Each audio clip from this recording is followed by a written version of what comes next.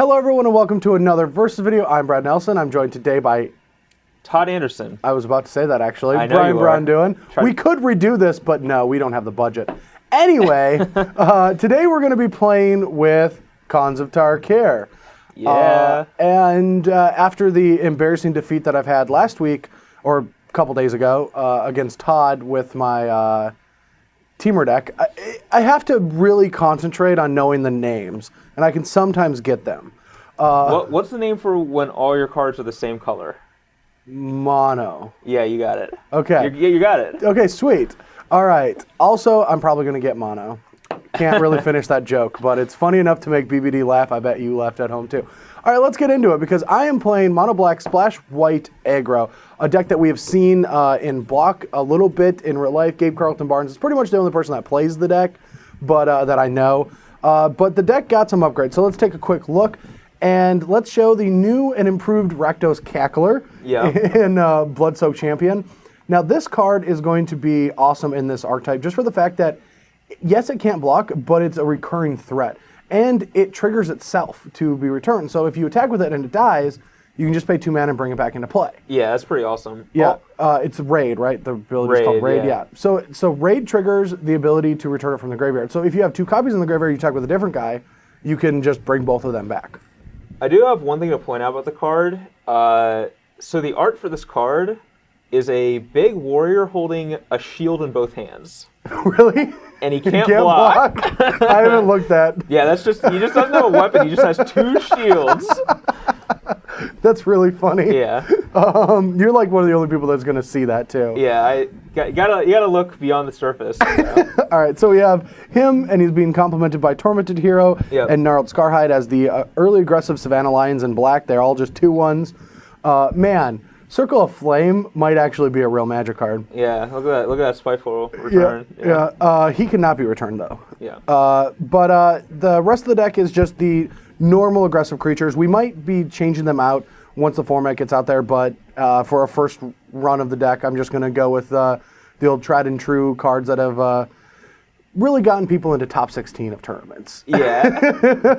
So we have Painseer, Spiteful Return, Herald of Torment, and then Mogus's Marauder. Now, Spiteful Return and Herald of Torment, as you all know, are cards that can be cast on the appropriate turn, but they can also be bestowed. So can Old Gnarly. Old Gnarly too, but you usually want to put him into play. Yeah. Like he's the top deck that's like, this isn't terrible. Also, I forgot to make a change to this deck that I wanted to make, but I just thought about it. This morning I woke up and I was like, I really want to put some Crippling Blights into this deck. Ooh, yeah. And then I took a shower and forgot. We might actually add a couple Crippling Blights to the sideboard. One Hall of Triumph along with Downfalls and Thoughtseize are the normal things, but our splash is for Sorin, the most amazing Sorin ever printed of all time. It's probably the second best Sorin they've ever printed. I'm actually going to say that this one might be better. Really? Yeah, and that is because making 1/1 lifelinkers is more of a defensive ability, and the other ability helped out tokens, but this is exactly what this archetype needed, was a tick up that allowed you to be very aggressive with bonuses to power, and the lifelink is going to matter. It's going to be so relevant in a deck like this. Can't block, you know. Yeah. None of these cards are good at blocking. Deals damage to yourself. Yeah, and getting the lifelink and just getting this huge swing, also turning a lot of the creatures into Courser killers, or Character killers, excuse me.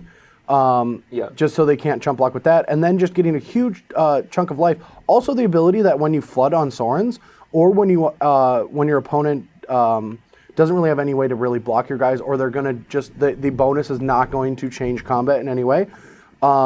You can just make a vampire, and then tick up. Yeah. And it's great that it has 4 loyalty. Now, Planeswalkers, I'm guessing this Planeswalker might have been like at 3 loyalty. And then they just realized that they need to make it more powerful, just to be able to do the 2. So like, if this was at 3, I would say that this is a very good Planeswalker, and at 4, we don't know. It's a little pushed at 4. just for the fact that you can tick down twice in a row and just make 2 guys. Yeah, that was definitely a downside for the last Sorin. You couldn't double tick down then play another Sorin and make a 3-1. Yes, but Lingering Souls and Tangible Virtue, you had all your tools. Yeah. Like, you got to play with things. Let's just be honest. And then the mana base is just our white sources along with the mana confluence, just so a deck like this doesn't really care about taking too much damage, but it wants to make sure it has enough resources to cast the splash. A bunch of swamps. All right, let's get to the sideboard, and then we'll get to battle. Ooh. All right, so let's talk about the cards that I'm not going to go on a tangent on. Freakus Cures, Boblight's, Thoughtseizes, you can all guess what they're for. Boblight's going to be good against other creature-based strategies, and I just wanted a split for the fact that this is going to be complementing against the hyper-aggressive decks to get you to your Sorins, but Boblight is still a card that you want access to because it's so punishing. It's also good against some variants of Courser strategies, just being able to nerf their guy. Now, moving forward, I might just turn these Utter Ends into Crippling Blights, but they're going to be good against you, so I'm going to keep them the same. Okay. Because they're just going to be probably better. Probably not, actually. Crippling Blight seems insane against you. But let's get to the anti-mid-range strategy, and this is a theory. Now, I pretty much built it like this. Yes, it looks weird that we have like Dictate of Ereboses, Sign and Bloods, and Empty the Pits in the sideboard, where this could just be a real game 1 strategy, but pretty much I built 2 different main decks, and I want to see what they look like. Now, this isn't a deck you're ever going to take to an open, but one of these strategies is going to be better than the other, and I wanted to try both today. Yeah. And so the idea is against a mid-range deck, or a deck that's trying to remove my creatures, go a little over the top, the strategy is to play Sign and Bloods, Dictate of Ereboses, and Empty the Pits, and the way that you play the games out is they're going to be defensive because you're aggressive. And so you just like draw cards, trade resources, you're trying to trade as often as possible, especially like Dictate of Ereboses is going to help you do that because you just attack with 5 mana, they're like, oh, you didn't have a Herald of Torment, and you're like, Dictate, we trade boards.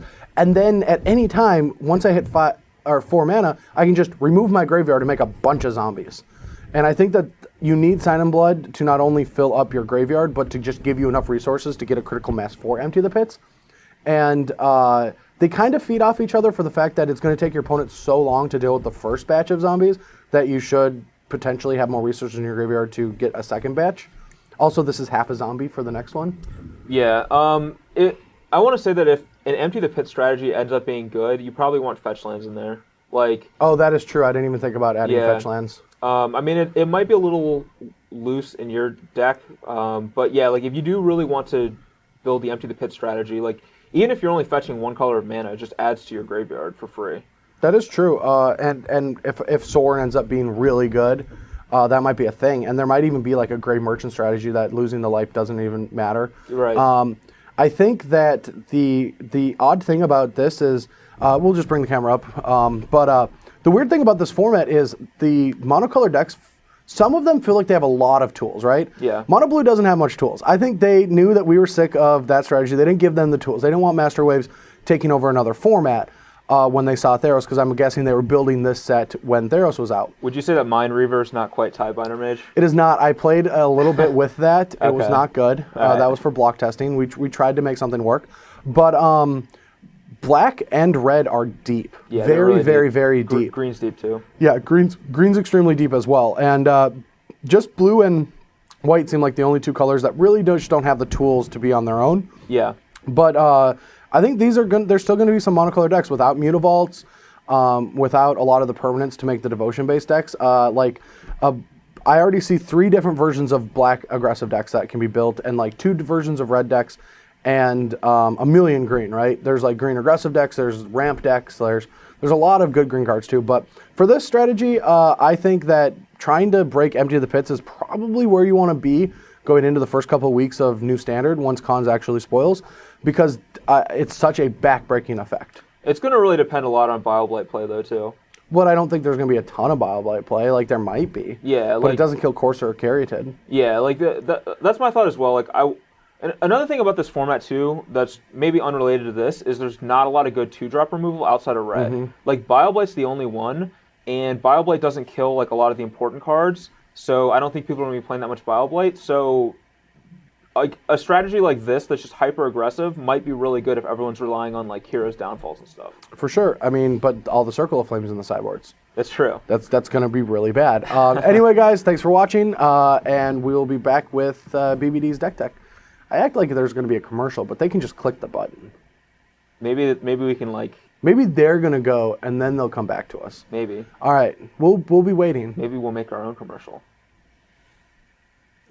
Now they want a commercial. Now we have to make a commercial. Sorry. Cut.